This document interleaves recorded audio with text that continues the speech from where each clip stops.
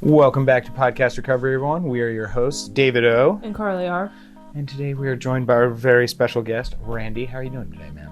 Doing all right. Doing all right. I can't complain, actually, except for it's daylight savings. So, yay, an extra hour that we really did nothing to earn. Yes, absolutely. My son did not adhere to it at all. It totally fucked him up. His schedule's all sorts of off. But anyway, where are you from?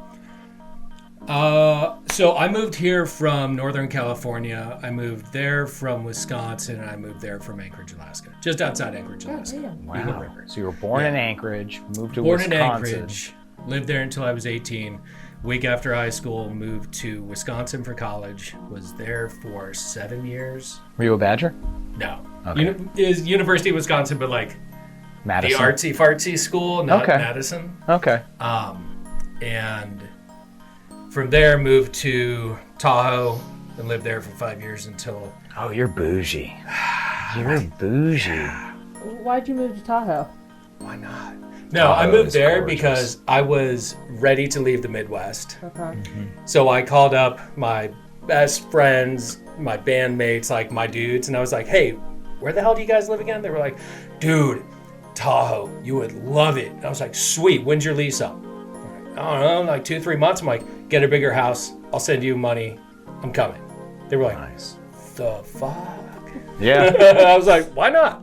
Yeah. So, yeah, lived there for 5 years. Then met the woman that became my wife, my baby mama, and moved across country. Is she from here? She's from Bowie, dude. She'll cut you. Okay, yes. She'll kick your ass. If you're from Bowie, he will cut people. That is true. So, yeah, no, she was born and raised here. Okay. What was she doing in Tahoe? She was on vacation.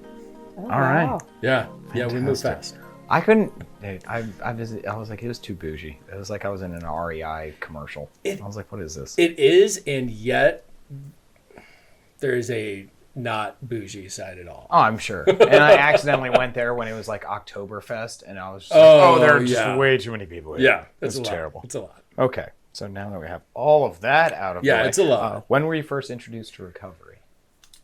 I was first introduced to recovery. It was probably around 2005, 2006 on a court order because of a DUI. Okay.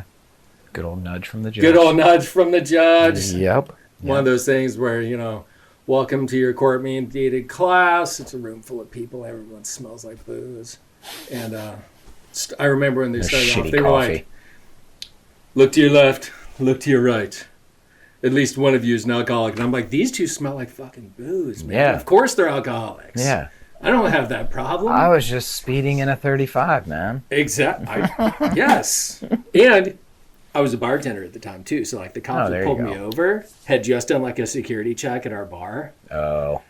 Earlier that night. So when they pulled me over, they're like, hey, man, we know you. Hey, do you know exactly how fast you were going? I had no fucking idea. I got a bunch of drugs in the car. Like, nope. Gonna park my Jeep? Yeah, why don't you do that? Cool. So slept in that comfy little jail cell for the night. Walked back out to my Jeep. All my drugs were still there. I was happy. Nice. Yeah. Nice. Didn't take anything. And what crazy. state was this in? This was in Truckee, California. Oh, okay, that makes sense. Yeah. And how long have you been clean? So this year, this is crazy for me to actually like verbalize, but in about a month, it will be 5 years. Fantastic. That's nuts. That's awesome, man. Yeah. That's perfect. All right. Well, with all of that out of the way, I'm going to turn it over to you to share your story with us. So take it away. Okay. So, hey, thanks for having me. It's been a long time coming. Yeah, fucking COVID. All right. So going all the way back. So it was funny when I was coming here. My wife was like, you're going to be sure to talk about like how lucky you are and the fact that you have an amazing wife, aren't you? I'm like, of course. Yes, absolutely. And like, so true. So born and raised just outside Anchorage.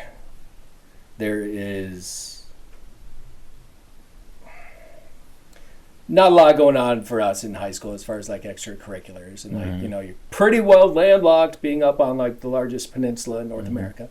So real quick, yeah. So you lived in the land of the midnight sun. The land of the midnight sun, yes. So how did that? How is that? Amazing. Really? Like I miss it now, and when I left, I was like, get me the fuck. Because it's what 22 hours of sunlight. So down in South Central Alaska, which is where. Here, point of reference. There's my sticker with the state of Alaska. Okay. So down here is where I live. Like I'm in that little crotch. You're close to the knuckle. Okay. Yes. The most that it ever gets to. Yeah. Right. So the most that it ever gets to is about 18 to 20 hours at the very most of either darkness or light, because it's very bipolar. Right? Yeah. Like during the summer, I would go camping. And like the sun never really goes away. Yeah, it just like sort the of land of the midnight sun. It just dips below the mountains and back up. So it gets to like twilight. And then during the winter, it's the inverse of that. So like you go to high school, pitch black. You go out to lunch because we had an open campus. You go out to lunch, it's a little sunny. Hopefully, you get done with school, it's fucking dark again. God damn. So like it's a lot, and like it like seasonal affective disorder really messes with a lot of people. Yes. So, but no, it like looking back on it now, holy crap, what an opportunity. Yeah. And being the spoiled, rotten white kid from... But I couldn't imagine 3 a.m. like being drunk as hell and you're like, the sun's still out, let's keep the party going. I took my family up there last summer, and my son at one point in time, it was like 10 o'clock. He is 3.5, 4 years old at the time. We're like trying to go to sleep. It's like this bright in the room, and he's like, "Daddy, can you turn off the light?" I'm like, "Sorry, bro. Yeah. Nope, can't do it. Just put your head underneath that pillow and go to sleep, big dude." Good Lord. Yeah, it's crazy. Okay. So first got into drugs and alcohol when I was probably. I remember I first started smoking cigarettes when I was about 14 or 15. Mm-hmm. Drugs. What was your first drink? Yeah, I knew you were going to ask me that. So the first beer that I remember having was a Killian's Irish Red. That's weird. Right? Okay. Very weird. My stepbrother bought a 6-pack when he was house sitting for somebody, and I got to have one. Irish Red. Yeah, it was gross at the time. It's gross now. Yeah, it's gross and to be honest, like it's terrible I never really developed a taste for it. So yes. Okay. But my go-to when we were getting drunk in high school was Yukon Jack Permafrost. Oh God. Yeah. Gross. So gross. So gross. Okay. Is that like a malt liquor? No, it's Yukon. It's Yukon Jack schnapps essentially. Yeah. It's 100 proof peppermint liquor. Oh, it's bad. Yeah. Like thinking about it now, and so it's like it's. It's the lowbrow version of Rumplemints, basically. Rumplemints is Christmas in a shot. It's terrible. It's gross. Schnapps. So that was my jam, right? Mm-hmm. And weed has always been like very open in Alaska for the most part. So there was like a lot of weed, a lot of permafrost, really fun campouts. The group of friends that I was in, like we threw like the best parties outside of like the jock parties. Yeah. So I was like in the artsy fartsy choir drama musician, like that little like deceiving amazing parties. Yes. Like people like choir and drama parties. Dude, are deceivingly it was awesome. so funny because people would be like, "Can we come to your party?" And I'm cast parties were the shit. Cast parties were the absolutely. Shit. Yeah. You don't even know. Nope. You're a fucking jock. So it was good times. And when I left there, moved to the Midwest, like huge cultural change. I mean, I remember, so I grew up like smoking big old fluffy nugs. Right? Mm-hmm. Moved to the Midwest, and the first time that I like acquired myself some marijuana, the bag that I get is full of stems and seeds, and I'm like, the fuck is this? Yeah, I can imagine the Midwest having very poo-poo weed. A guy that became like friends of mine, we ended up like promoting parties and shit together. he was my first connect in the dorms in college. And I looked at it, I was like, what is this? Yeah. And he was like, that's weed. And I'm like, this is not marijuana. Yeah, this is like, terrible. Where are you from? And the story played out from there. He's Yep. like, oh, yeah, good luck, dude. So later I became That's the really guy why you moved to Tahoe. So then I became the guy that sold like what I was looking for Yep. down the road, right? So I was in college. I got my 4-year degree in about 6 years by the skin of my teeth because it was a very fast downward spiral. But actually, I spent most of my time. I ran a nonprofit drug policy organization. So my future roommate and band member Majid, he was the best man at my wedding. Lovingly called me like king of the hippies in college. Okay. I ran. It's called Students for Sensible Drug Policy. We were like step sibling to normal National Organization for Marijuana Laws. Okay. So I did a lot of work with that, with Dance Safe for doing drug testing at raves, things like that. Is it coming together? Yes. I was a lobbyist. I was thinking it was like a shell corporation for you selling weed. Well, like I was a lobbyist at the presidential primaries in Vermont a couple of times. Amazing party. Okay. But yeah, so it was really interesting. So I threw festivals through that. I put a lot of like myself into that as well as my extracurriculars, music. And then graduated eventually. So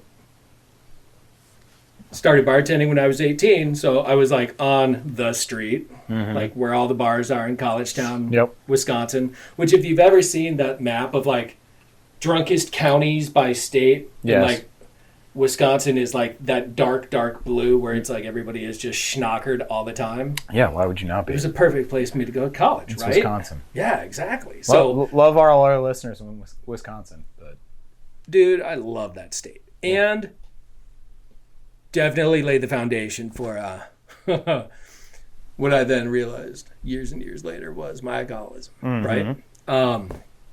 So started bartending. I mean, I remember when I finally turned 21, all the other guys on the street that were bartenders were like, hey, happy birthday, how old are you? And I was like, yeah, I'm 21 now. They're like, dude, are you serious? It's like, yeah, thanks for the last couple of years. I appreciate you letting me in without asking any questions. Lots of house parties. I mean, there was a lot of extracurricular activity in there. I was throwing raves, basement parties, shows, festivals, all of that stuff, kind of in tandem with that nonprofit organization and just a group of friends that I ran with. Like, so that's where, I mean, oh my God, the amount of like basement chemistry that was going on in our houses was just insanity. The school likes to try and get people to live on campus for their first couple years. I lasted barely the first year, and then I was like, I can't live under these rules. I got to get out of here. So I moved into a house with a bunch of older guys, and that house was insane. So were you actually the guys making acid? We did not make acid. Okay. There might very well have been... I've always wondered that. I'm like, who's making this shit? Someone made LSA probably in that. Yes. Yeah. Yes. There was LSA, there was GHL, there was GHB, there was 3,4-butanediol, there was pill presses, there was other things. Over my head. Okay. What's the... I'm right there with you take over, Eric. You got this. Was it Airwoods? Airwood, yeah, dude. Airwood, it's yes, of course, yes. So yes, they're not now. What It's are they just talking Reddit, about? but yeah, Okay, back yeah. in the day, Okay, it so was Rob. Airwood. like think like Silk Road before Silk Road, Okay. and like it's just this repository Wikipedia for drug geeks. Yeah. It's a pretty cool site. It's I mean, it honestly probably If saved anybody my life listening at to some this, point. don't go to that website. Do not. Well, it helps you though understand. Use what the actual responsibly if effects you are. Yeah. Okay. yes. All right. It's not That's like fair. I'm just gonna take this random pill and Right. It's like I'm about to go on this journey. I have no idea. We It's were- like, let's see how this journey is. That's gonna how I Yeah. played my life. And I you know didn't- what? It turned out terrible. I didn't drink for probably a year during that period because we were manufacturing GHB, and you don't mix Yeah. GHB with booze.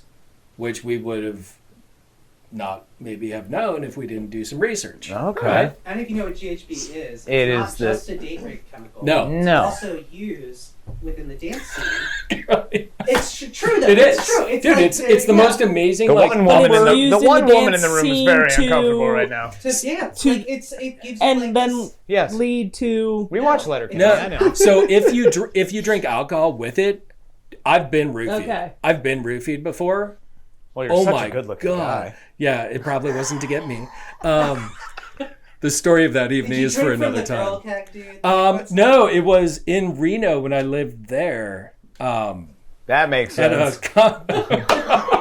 right, just say it's in I got Reno. roofied in Reno. Yep.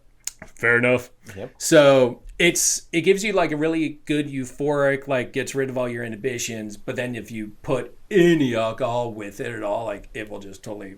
I felt like I got hit by a train for 2 days. Everybody, don't do drugs. This is No, terrible. don't. do drugs. It's terrible. Yes, and Terrible. if you're not one of Yeah. my people, just use responsibly. Yeah. So I don't even remember where I was. Okay, so Wisconsin, You're 7 years, 6 years to get a 4-year degree. Off-campus housing. Off-campus housing, just insanity. drug factory. Okay. Finally graduated and went to the place where I bartended during the summers. And that's where I made that phone call of like, hey, where do you guys live now? Like, I'm over the Midwest. It's time to go. Moved to Northern California. Amazing. And that's where like my unmanageability, like with alcohol, definitely took over. Now I can identify my unmanageability around like weed and everything else. But that's where I got my first DUI. That's where I got my first violation of probation. That's where I had a lot of those like The consequences. shit moments. Yeah, Yep. the consequences totally caught up Yep. with me. So let's see. Met my wife when she was there on vacation. I ran like an art gallery and we had the X Games going on at the resort. Okay. And dude, it was great. Common gave a concert like from where you are to me, like 20 feet away from my art gallery. So we just hung out in there and like partied our That faces sounds off. dope. Yeah. And then I go to leave the resort and it's like one lane traffic in and out of the resort. And it was insanity. So I'm like, screw this. I'll go get a beer. Met my wife at that bar.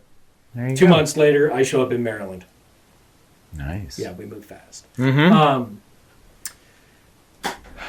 Fast forward until, well, so we moved to like old historic Ellicott City. We lived right on Main Street. Right in between Judge's Bench and Lapalapas. Yep. Yeah. No, so okay, everybody's eyes just got really Yeah, big. Where Yep. Georgia Grace is now? No, it is. Or that road. Where you It's right on the corner of Hill Street. So there's like, it used to be a State Farm agency downstairs. Then upstairs Yep. there's apartments. I had one of those Okay. with my wife. What year is this? This would have been 2011. Okay. All right. That's still in my wheelhouse. Yeah. All right. Yeah, so I spent the next few years bartending, running Wait, bars. Where? In Um, Ellicott City? Yeah, Diamondback, No. Portales. Okay. I helped to open Pure Wine Cafe. Yeah, I was a total hill rat for a long time. Definitely served me. Oh, Oh, yeah. I Definitely served me as overserved well. probably everybody in this room. Nice. And I was so wasted all of the time that there's no way that I would absolutely remember it. Yeah. No. So yeah, lots of. I mean, I was Wow. I was like, the way that I look at it was I was like hosting the party every night, right? Mm-hmm. So of course I have to partake in it all. Yeah. Well, I got a question Yeah. now. Okay. Yeah. So, I'm Good. trying to figure this out. Would you say that your using led to your choices of jobs, or your job choices like fueled your using? That's a That is fantastic a really question. good one. Yeah. That's a super chicken good. and And the I'm egg. just putting this in here now because Yeah, no, that's No, fantastic. no, and like, please do. Like, I like the conversational style. So for me, it was easy for me. Like, your eyes got all big when I was like, I moved from here to here to here to here to here. I was a bartender. I could move Yeah. anywhere and get a job Yeah. within days. Mm-hmm. And I was a very highly functioning drunk. Mm-hmm. Like, I remember before it became unmanageable, I remember my Majid, one of my best friends, look at me, and he was like, how are you standing so straight and not even like stumbling or slurring right now? And I'm like, I don't know, dude, I'm shit-faced. I don't know what you're talking about. He's like, but you hold it together so well. Yeah. I'm like, practice? So I don't know. That's a super that good permafrost. question. Yeah, right? It tempered my nerves. Exactly. I don't know. That's a really good question. I would say that it fueled probably like my disease. Mm-hmm. And it was just easy for me to develop a case of the fuck it. It's like, fuck you guys. I'm going to go get a job over at this other place. To just be able to continue, like perpetuate the cycle. Good question. Yeah. So let's see. It was years of bartending, playing in bands, a lot of blow, a lot of weed, a lot of pills, a lot of everything. Mm-hmm. But finally in 2015, my 35th birthday is when I had my last drink. Mm-hmm. I had just come back from a vacation to the Outer Banks for the first time with my wife and her parents and like the in-laws. Mm-hmm. And I drank, I don't know, a bottle of vodka, case of beer, don't even really know, with the band that we went to go and see, who then like became my best friends. And it ended up getting extremely inappropriate with another woman on the dance floor at the bar that we're all hanging out at afterwards. Oh. I remember spots of it, Mm-hmm. right? I remember waking up the next morning and immediately going, oh, why do I feel like shit? And not just like physically, but like emotionally. Something I happened. am a walking piece of shit and I don't know why. Mm-hmm. It was within a month after that I had my last drink. Mm-hmm. So I immediately identified that was the problem. Now, what happened after that was my drug abuse just exponentially skyrocketed. Mm-hmm. And for the next 24 months, it was just a flurry of everything. Mm-hmm. I worked with a couple of other sober people in recovery, whatever, and we were actually talking about this the other day, and he was like, wait, what's your like drug of choice? And I was like, oh, I don't have one. He's like, well, hold on. I was like, it's more. Mm-hmm. Like, it's yes, please. Oh, only one? Like, give me three. Like, Yep. It's more. That's like my thing. Mm-hmm. I remember the first time that I kicked, it was right after I had back surgery at some point in time during all this. Ooh. And yeah, they had me on 4 different kinds of opiates. Good Lord. A nerve blocker, any of the oxy hydro like combinations you can get. Like there's a lot of like, I never got into IV drug use. I would smoke it or snort it or do anything like that. Mm-hmm. Right? So IV use was not my jam. But I remember my wife kicked me into our guest bedroom at our first house that is in Catonsville. And I remember very distinctly like kicking her out of the room when she was trying to bring, my mom was on the phone. She still lives up in Eagle River. And she brought me the phone. And I remember something to the effect of like, unless you're bringing me pills, fuck you. Like, get the fuck out. Yeah. Like, it was, and I was like, God, I got this like weird flu starting. And then it was just 72 hours of hot, cold, puke. Just the mess, right? Yeah. Just straight up kicking cold turkey after years of opiates. So I swore off on pills. And then, so 2015, stopped drinking. Then I started having more back issues. I've got like pinched nerves in my arm, or in my like cervical area of my spine that affect my right arm. So like I'm a percussionist, so that kind of kills that. Yep. So I say, you know what would make this feel better? Let's go get some pills from the doctor, because I can like talk the doctor into pretty much anything. Yeah. So at the tail end of all that, after I convinced them that I had all this nerve pain, I'd also previously convinced them that I had horrible anxiety and that my adult onset ADHD had been just ruining my life. Yep. Right? Because like I've done this before. Yeah. yeah, exactly, right? Sounds like an Adderall situation. So at the end, it was about 300 milligrams of Adderall a day, 12 milligrams of benzos a day, and however many like Vicodin You just pills I hurt my can heart. squeeze in there. Oh, dude, the fact that I still have like my own heart is amazing. It Yeah. didn't explode. Like I told somebody recently like those numbers, and they were like, "Holy shit, how's your heart now?" I'm like, amazingly well. Yeah. Considering like the workout it got every day, not of its own desire. Yeah. So.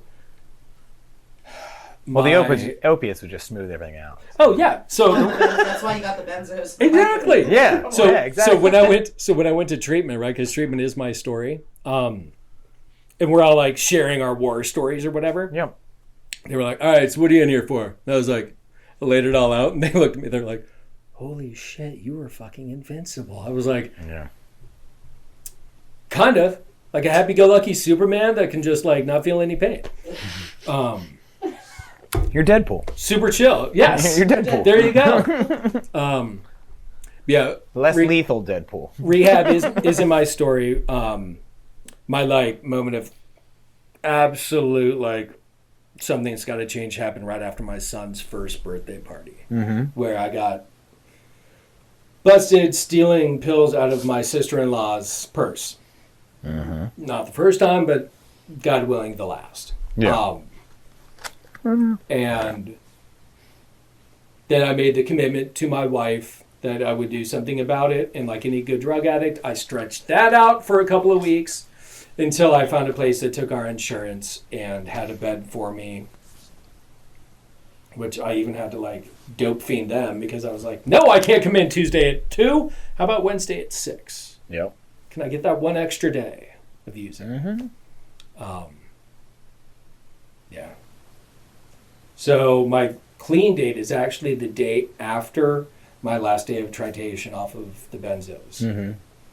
And the entire time I was there, this one took me a while to really get. The entire time that I was there, I was in the detox ward because they were afraid that I was going to seize out and die. Yeah, benzos will kill you. Yes. And I didn't get that at first. I just thought that they liked my charming fucking disposition and personality.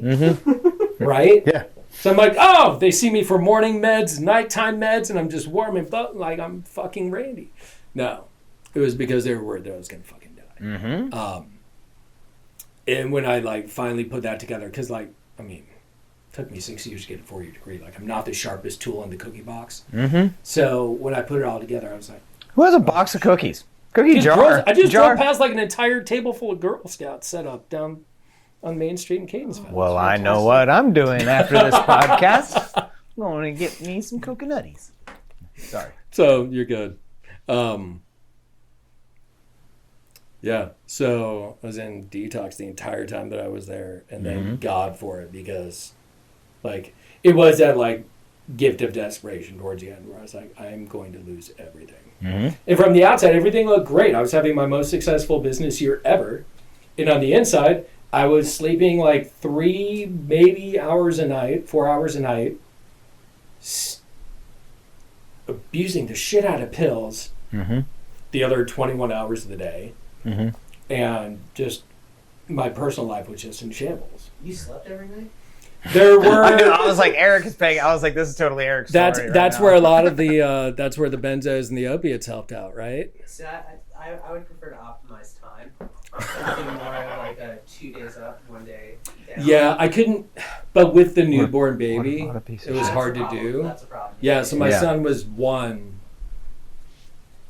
And it kills me because like one of my favorite pictures of the two of us is when I was at my absolute like worst. But it's like I have an H&I commitment, and I just shared about it last time that I held it. But I still love the hell out of that picture because like it reminds me every damn time. Yeah. Fucking kills me. So yeah, got back home and like I think that I caught a meeting on my drive home from rehab. Oh, because I drove myself to rehab. Of course. Which they love. Yes. Didn't find any drugs in the car. I was like, because, you know, they're like, do you want to search your car before you leave? I'm like, that might be a good idea just because I don't know what's in there. Mm-hmm. But of course there was nothing in there. I'd taken it all, like, as I'm walking into their, like, intake room. Oh, Yeah. I don't remember the first few days there. Yeah. It was bad. Yeah. Yeah, man. So, clean date's my first day off of my titration from all the benzos that I was ingesting freely. Sir, I dropped the technology. Oh, don't break shit. No. Yeah. So that's my story. All right. Where have you been since then? Where have I been since then? Yeah, recovery-wise. So when I first put roots down, it was here on the west side. Lost and Found was my home group for the first 3 years. I think I celebrated 3 anniversaries there. And then my wife was pregnant again. Our family was growing. So it was time to start looking for houses elsewhere. Mm-hmm. Oh, this is what's funny. I was telling somebody about this just the other day. So we talk about our higher powers, right? Mm-hmm. So my God has a sense of humor that makes me go oh, fuck you. I see you. I got asked to share at a meeting up in Finksburg, Saturday night Finksburg meeting. Which is Attitude of Gratitude. Yes, Attitude of Gratitude. So I got asked to share there. And I was like, where the hell is this? I know Westminster, I know Eggs Mills. There's something in between there? Yes. All right. So I go there. And then that next Tuesday, so 3 days later, this house comes on the market. And I immediately go there. I'm calling my wife as I'm driving there. I'm like, hey, this place just came up. I don't know. It's in Finksburg. Mm-hmm. That sounds familiar, but I don't know. So as I'm driving to go and look at this house, I passed that church. I passed Mount Zion. Mm-hmm. I'm like, oh, you son of a bitch. I see you, God. Mm-hmm. We live within half a mile from there. Mm-hmm. And yeah, it's now our home. I showed up and the homeowner was there. Her family had all moved out. She's fighting with closet doors. And I'm like, do you want me to take a break and just give me a little tour? She's like, well, your clients are probably here. I'm like, it's for me. She's like, oh, all right, sure, come on. And she's just this little, we still keep in a little bit of touch. She's a little crazy herbalist, crunchy granola. She's my people. So which worked out, it worked out really well. And then, as we were there, I was like, I'm probably going to buy your house, just so you know. She's like, I think you'd like it. Got a sponsor. Got a home group. Actually, I don't have a home group. I just removed myself from my home group last night. Gave up my service position because schedule-wise, I got to change it. Mm-hmm. It doesn't work for me to have a weekend, evening home group to be actually. Where you at? Attitude of Gratitude? Yeah. Oh, okay. Yeah, I've been there since I left Lost and Found. Mm-hmm. And been slacking on my steps for the last couple of years. And other than that, I've got a service position. I don't pick people up if they need a ride. I still make it to at least 1, if not 2 meetings per week. Mm-hmm. If I don't, shit just gets weird. The wheels of my life start to wobble. Yep. The death wobbles in skateboarding. Yep. Right? Going a little too fast. I gotta slow my shit down. Yep. Yeah, man. No. All right. That's it. We definitely have some questions for you. Because I can't think of anything else. Good. Would you like to go first? I already went in the middle. You did. I like how you sniped him on that. Dude, nice. Fantastic. Okay.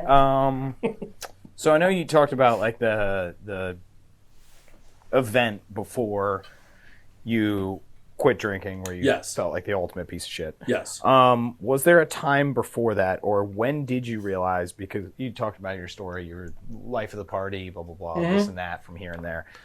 So when did you realize it wasn't fun anymore? No, it's fine. Was it that night, or was it? No. I think that alcohol had become such an ingrained part of my life that I wasn't able to separate, like, was it fun anymore from not. Mm-hmm. I mean, it was legit, like, 6 beers and half a bottle of vodka a night for a long time. Like, we kept a bottle of Tito's in the freezer. I don't think my wife realizes how often I got a new bottle. Oh. Yeah. Oh, yeah. Like, it was, oh, yeah, I'm going to go and stir the soup. Yeah. God, she always told me, your breath just stinks so bad. I'm like, I know, it's so weird. I would chew gum all the time. I would brush my teeth. Like, that was always, like, my tell that I couldn't do anything about. My uncle, so growing up, my uncle Jimmy is my most similar family member, right? Mm-hmm. Like, I always heard stories about Uncle Jimmy. Mm-hmm. Turns out me and Uncle Jimmy have a lot in common. Yep. You know what I mean? So I'd always heard, like, the comparison between, like, God, you remind me so much of Jimmy. Mm-hmm. Okay, I don't know if that's a good thing right now. Yeah. Jimmy's awesome. Yeah, I thought he was awesome. He was super fun. Yeah. When he was around. Yep. Then he would disappear for a decade. Mm-hmm. He just slipped up, but he's doing well. I think he's got a couple years again. Nice. Yeah. That's crazy. Yeah. So I don't know if I was able to ever really separate it. What I will say... It was just the way. Yeah, it was just the way that I lived. Mm-hmm. I mean, I made the drive from Diamondback Tavern, right, to Paradise, where I lived. It's amazing I never hurt anyone, anything, or, like, caused any major accidents. Because I was... That was some of the scariest shit. Yeah, where you'd, like... Dude, you'd pull up... Window down, head out the window. You'd pull up in the driveway and you're like, how the fuck did I just get here? Yeah. Yeah, I mean, there were a lot of times where I was like, holy shit. Mm-hmm. How did I just make it home? Yeah.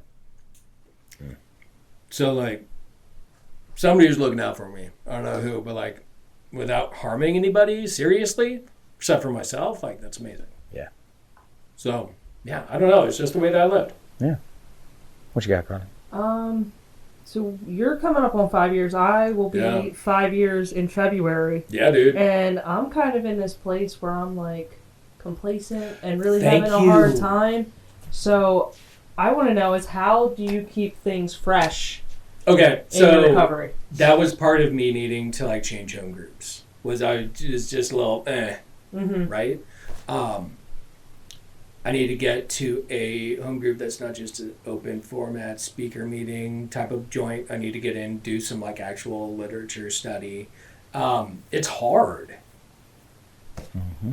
And then, like, changing areas, like, midway through that, like, having to reestablish a network and stuff like that, that was really hard. I actually really struggled with that. And luckily I'm only, like, 25, 30 minutes away. So I'm like, oh, I can come back. But it was really hard for me. So I am totally in that complete... You heard me say it. I haven't picked up my step work really, honestly, in a couple of years. Not proud of it, but it's honest, and I put it out there. But I do, like, a lot of reflection about, like, where I'm at, what am I doing, how am I acting. Mm-hmm. Do I talk to my sponsors as much as I should? No. And do I talk to them about all the big shit? Absolutely. Who is your sponsor? Chip. Oh. Yeah. Your Honor. Yeah. So, and we keep it like one step a year. It's kind of like our track record. Mm-hmm. I'm on 3. I've been on 3 since my 3rd year. Mm-hmm. And yet I've made it a point to, like, really reflect on who I am, where I'm at, like, how am I behaving, like, what's going on. But it's hard. Like, I feel like a lot of us get to that point where it's, like, between year 4 or 5, 6 sometimes. Like, it's just kind of like, Yeah. Right now I eat a lot of my feelings. I'm, like, 25 pounds heavy. Mm-hmm. Which is funny because, like, when I checked into rehab, I was at 150-something pounds. Oh, yeah, dude. Yeah. So skinny. So skinny. And I'm 155, like, so that's kind of insulting. Yeah, but you're not, like, 6'2". That's true. That's a good point. I'm 5'9". That's a big difference. Yeah, big difference. So, I have to watch for like how else my addiction shows up. Like my obsessing shows up. Which would be my next question. I was going to say, you just give me like that little smile. I was like, and that's where you're going now. Yeah, no, that's one of my questions every time is how has your addiction manifested itself in recovery? So I've, within the last 3 years, quit smoking, quit vaping, quit chewing nicotine gum. Oh. Dude, nicotine was so hard to get rid of. Don't fucking look at me, Eric. So now I chew like... Piece of shit. Dude, I buy cases of Trident gum at Costco once a week. Yeah. I just did cold turkey. That was the only way I could do it. I just did a cold turkey. I don't know. It's the only way I could do That it. was your way. I know. Jab. Only You're way. right. You're MC's trying right now with nicotine patches. It's really hard. It's fucking I hard. just It's really haven't hard. even tried. Tara, And I'm not planning on it. I know. Tara, who just left, she and I were at her new home group, I'm pretty sure. And I was like cracking through nicotine gum. And she's like, does it actually do anything? Does it actually help? I'm like, oh my God, I was vaping my face off. Yeah. Because, I can do this anywhere and it doesn't leave a stench and a smell. Like, how... I'm a really good addict. How much do you think I was spending on fucking vape juice? Yeah. Oh, during the Oh fight, my God. Oh, were you yeah. building your own mods and shit too? No, I never got that. I never got that obsessive about it. But like... But you never even smoked cigarettes. Dude. What? No, she didn't smoke cigarettes. What? Why are you vaping? She's a good athlete. This is the problem What with... the fuck is I didn't know what You else to didn't know that? do. No! You didn't know that, dude? Yeah.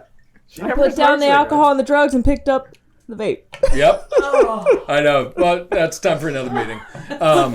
And I needed to be able to feel Don't something take and his somewhere. scathing bullshit. No, he's now making me feel really bad. I'm just when I confused. You went backwards. I did not. You shut up. She did not go back. I did not go backwards. Look, here's the thing. If that's Maybe I if did, that's your but I went like crutch- 5 steps forward and 1 step back. Yes. Yes. If that's your thing, dude, Well, props I mean, to you. Like middle school And- and high school kids start with Juul now. I mean, Yes. Exactly. not that I never tried cigarettes, but it was just not my thing. It's fair. And when I started very going to defensive meetings, now. I am Yes, because I she's know a- it's a problem and I need to stop. Look, at least you're not where I was. I had a pack of snus or 2 in my lip, plus was vaping at the same time. I did like the Camel Snus. I did that those for were a minute. those were decent. They break apart too easy, and like I'm like, who called me bougie? Is it you? I called you bougie. You lived in Dude, Tahoe. No, like so it's funny because like it's totally like I'm like the perfect white collar addict, right? Like, ooh, it breaks apart my lip too much. Like I'm gonna throw it away. I'm gonna spit it out. Tell me you're not a white I collar am addict. white collar. 100%. I'm not, Absolutely. like, I mean, look at me. I'm I'm gonna wearing go back to a vaping. literal dress shirt right now. Yeah, no, those broke apart in my lip too much, so I had to switch over to I don't even know who the hell it was. Skull, maybe. I don't know. Yeah. General's a good one from. But Gross. yeah, Did you so ever do snuff? no, No. Okay. Me No. neither. That's That's snorting not- that's tobacco. the Yes, I know. super fine powder. Yeah, or like nicotine salts and shit like that. There No, it's is fucking gross. nicotine salt pouches. I know. Yes, Yeah. I used those when I was like trying to because they just tore my lips and my gums all the way up because I like any good addict was going nonstop, just like all day there was something in my lip. So Yeah. gross. That had to be weird, like, because when I was doing, like, vaping and smoking, you get, like, so much nicotine. Yes. But if you're like, all right, I'm going to chew the gum, I'm going to, like, vape, I got my snus, got my cigarettes, it's like, you probably are just, like... Oh, I felt like, You're just it's really vibrating. weird. You're just vibrating Yes. constantly. There were moments where I was like, why do I feel like I'm going to puke and I'm sweating? This is... Yeah. because I just have 2 snus pouches plus vaped and now I'm having a cigarette. Okay. It's too Okay. much. So how else has addiction manifested? Yeah. Right. Moving on from the So- gross nicotine conversation. It is my work-life balance. Like, there is no balance to it. And, like, I think the balance is kind of like a lie anyway. It's about, like, counterbalance, really. So, there's that. There David always is- hits me with balance is a verb. Balance is an action word. It is not a plateau that you're just like, oh, Well, no, but I'm here. But think about it. Yes. You're really talking about counterbalance. Well, it's Balance itself, like stasis. It's not possible. So you're talking about counterbalance. Well, it's not counterbalance. It's still balance. Refine your lexicon, sir. Well, no. Balance is no. Counterbalance is just. No, I was excited for this. No. I'm using the It's vernacular semantics. perfectly. It is semantics, exactly, because balance is still it's still the verb of I am balancing. But a more It's just pure like how definition. it's just like how Einstein proved that you can't ride a bicycle in a straight line. Mm-hmm. You're always going left or right. Exactly. Like, There is no true straight. Yeah, there is no true straight. So it's the exact same thing. Potato, It's potato. fucking science. All right, back Fucking out back science again. me on my podcast, motherfucker. Back again to how has it manifested itself? Yes. We will rate. Thank you for rating there's- it. Work life, and then what Yeah, else? food is a big thing for me. Like, Food is great. yeah, food is great, and like I definitely have issues around it. I don't care. I will use food.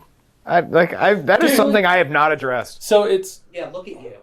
You can do that, and nothing happens. you have the metabolism of 19-year-old Randy, 42-year-old Randy. If I'm feeling shitty, I will go Almost get lost some it. good food to feel better. no, I will and I do totally that. like there is that place and time, and Yeah. that box of Girl Scout cookies, sir, it will be gone by 2:00. Yes. What'd you get? Nothing yet. Oh, okay. What's your favorite I'll type take of some Girl more. Scout cookie? They're now called the Caramel Delights. I Yes. believe. Yep. Samoas. Samoas. Yep. Best. What about you? You Thin Mint? You're a She Thin probably Mint, is a aren't you? Thin Mint. I do like Thin Mints, but I also Dosey Dos. Which ones they're are not those? called peanut Dosey- butters? They're not called Dosey. I know they anymore. changed their. But yeah, they they're changed just like the bakers. peanut butter cookies. Yeah. Yeah, Yeah. Not the chocolate. but covered now ones. there's no, no. Yeah. which are tag-alongs. Tag-alongs. Yeah. I buy Girl Scout cookies every year because my 'Cause they're students- fucking amazing, My that's students why. get me, and then I buy. Yeah. I Exactly. buy a box from everyone. Yeah. Of course. Yep. What about- you're a Thin Mint guy, Thin aren't you? Thin Mint. Yeah. And you But put they them in do the freezer. have new ones. They have lemon They ones. did. Oh, I know. Yeah. Those are good. They yeah. have s'mores, The s'mores I and thought they were came out with overrated. something a salted caramel, I think. Not Decent. interested. Not interested. The lemons are very Salted good. caramel, like, love that flavor profile, but like, they Yeah. don't do it for me. Tried the s'mores. Overrated. The lemons are fantastic. The lemons are fantastic. Okay. Moving on. I think Yeah. I have a question, so I'll just hand it over to you. All I'll right. chime in. All right. This is a Semantic big. debates. This is. I got a big question. All right. So you said you were a lobbyist for Yes. drug Our causes. Our causes. Yes. So what is your opinion on America's drug policy? Oh, God, it's a train wreck. Uh-huh. It's a horrible train wreck. So I am... Okay. I'm all about harm reduction. Mm-hmm. Absolutely. Whether that leads us down to safe injection sites, which I do think should be accessible to everybody, Mhm. which leads us down to like drug testing. I do believe that it should be available to you. Mm-hmm. But no, it's a horrible, horrible, horrible. The machine that is currently in place around the corporations that run our prison systems is It's bought and sold by nonviolent drug offenders. so, yeah, no, 100%. Sodexo, who is the main food cafeteria service and supplier for Mm-hmm. most of the universities and colleges in America, and Yep. also the jail system, Mm-hmm. like the amount of sway that they have and that they can like, it's horribly corrupt. I mean, you take a look at our country and like, look, I'm blessed as fuck. I'm a white dude in America. Okay. Yes. And the public healthcare system, our public criminal institutions, are, like all of this stuff is just so fucked. And yet, like, how do we fix it? Where do we go? How So do yeah. we So do what, it? that was. You know what I what's mean? your answer? I don't have one. What's your opinion? I don't have one.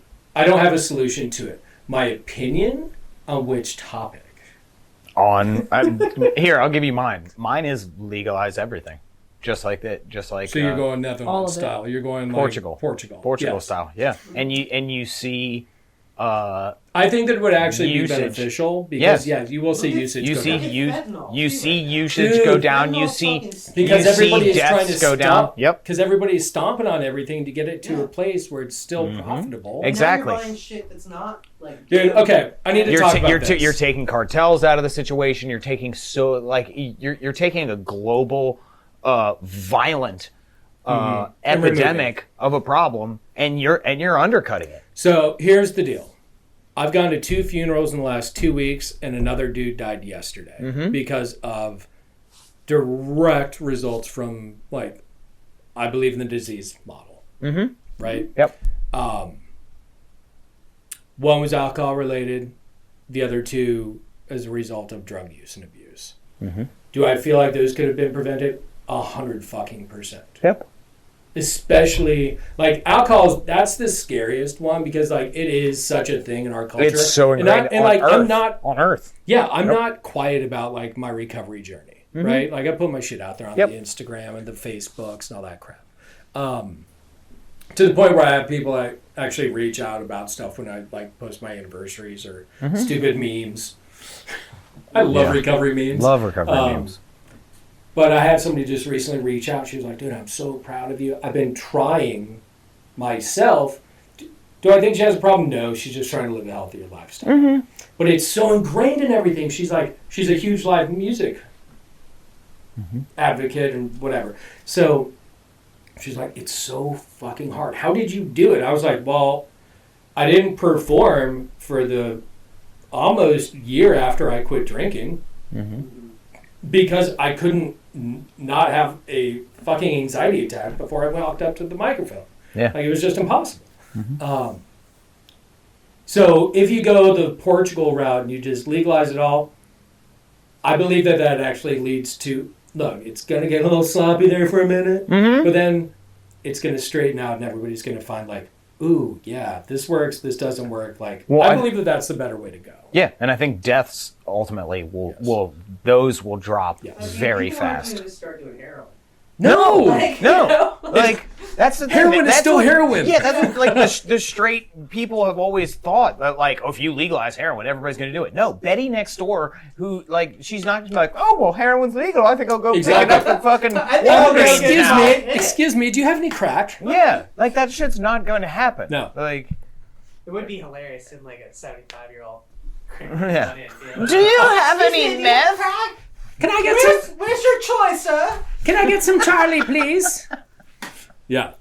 So I do feel like that would be a better route for our country to go long term. Do I feel like that is at all feasible for our country? No, unfortunately, I don't. Nope, I don't either. And finally, last question. What has been your amends process to your amazing wife? Because you drug her through some shit, and totally clearly she's still here. Through the shit, not just some shit, like the shit. Yeah. It is definitely the living amends. Does she still tell me that I do not tell her enough? Of course. Yeah. And like, it's one of those things where, like, look, I do my absolute best. Like, we were talking about, like, work-life balance earlier, right? Now we have 2 kids and, like, a dozen animals. I try my absolute best, right? So how's that for? Do you have chickens too? I do. You do have chickens. We do. 2 straight people with chickens. Tara and I, we actually got chickens right around the same time. Okay. I helped them buy their house. It was amazing. I thought you were going with chickens. No. I thought that was going to be the end of that sentence. We started doing the research at the same time, and that's when I linked up Tara and my wife. I was like, chicken ladies. Nice. Take over it from makes sense, man. There you go. Yeah. Yeah, have your own chickens. You have some space. You got chickens. I do not want chickens. No, your dogs are terrible. Your They're chickens apart. Disgusting animals. Oh, yes. Tara had other things to say about the chickens. Yeah, she loves her chickens. Oh no, I love them. They're kind to of a point. They're kind of cute. We have like 3. I'll show you pictures after. But it's definitely been more on the living amends and just showing up and actually being involved in my family's life in a much, much greater role. Like, she opened up a daycare when our son was born. Oh, so she ran that up until this spring. Mm-hmm. This summer, no, it was right around June. She just recently closed that down, so now I'm like the sole income earner for our family so that she can be a mom. Yeah. So I try to compensate by giving her the life that she really desires, because I was really a net loss to our family unit for a very long time. Yeah. So it's just all about, like, how do I show up? What little things do I do? Like, bring her coffee every morning when we get up, and that type of, like, yeah, I know, that type of, like, I'm not even that good. Shit. I'm terrible. But the worst husband ever. I don't think the words could ever, like, make it could move the needle on, like, the crap that I did. No. Like, at all. No. So, yeah. Yeah. I just show up, man. It's totally different now. Yeah. It's cool. Good. All right. Well, we would like to thank you for joining us today. Thank you. So we're going to give you a quick minute to talk to anybody out there who's struggling, needs to hear a message of hope. What do you have to say to that person?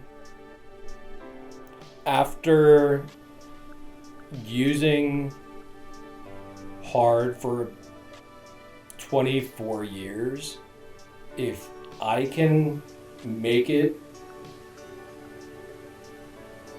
to where I am today, absolutely anybody can. Like, if I take a look at where I was personally to where I am now, holy shit. Give yourself a damn chance. Go easy on yourself when you need to, be hard on yourself when you need to, but most of all, like, give yourself a break. And you have to do it for you. Like, there's no way that I could have actually maintained my recovery by putting anybody or anything else first. But when I made the commitment to my recovery, it had to be for me. It couldn't be for my son. It couldn't be for my wife. It couldn't be so that I don't lose my house. Mm-hmm. It couldn't be for any of that shit. Yeah. All right. Fantastic.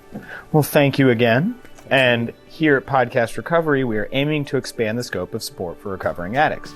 Accessibility and convenience of helpful services is paramount to combating addiction. We work to bring the message of recovery to every addict, wherever and whenever it is needed. We believe that a powerful voice of recovery should be obtainable, practical, and at the touch of a button. Every addict deserves to hear a message of hope, and Podcast Recovery is here to provide it. All right, everybody, thanks for joining us once again. Make sure you check out all of our social media, Twitter, Instagram, Facebook. Like, share, subscribe. For more information about us, go to podcastrecovery.com. If you want to become part of our home group, please go to our Patreon and throw us a few shekels, because we are self-supporting and we need help keeping the mics on because they're dying. Shit's still broken. Shit's broken. We're broken here and we need help. Please. Yeah, send the cavalry in form of... It's true. It's true. But no, we appreciate you guys listening, and most importantly, everybody out there. Stay safe and stay clean.